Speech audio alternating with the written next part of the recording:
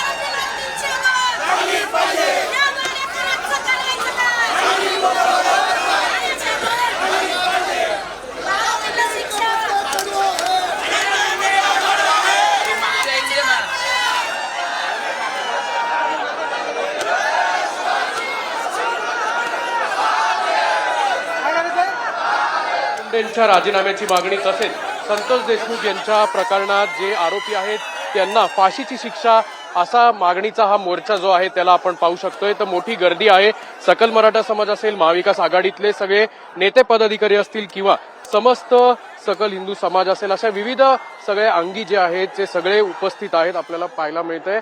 आणि मोठी घोषणाबाजी खरं तर धनंजय मुंडे असतील, वाल्मिक कराड असेल किंवा इतर यांच्या बाबत सगळ्या घोषणाबाजी जी आहे ती या मोर्चामध्ये आपल्याला पाहायला मिळते. कुटुंब जे आहे ते देखील आपल्याला या ठिकाणी पाहायला मिळतंय. ताई, मोर्चाला मोठी मागणी आहे, मात्र सरकारला अजूनही जाग येत नाही का? नाही, सरकारवर विश्वास आहे आमच्या. लवकरात लवकर आरोपी पकडतील, आम्हाला न्याय मिळेल. पूर्ण राज्यात हा मोर्चा निघतोय. सरकारला, मुख्यमंत्र्यांना तुमची काय मागणी आहे?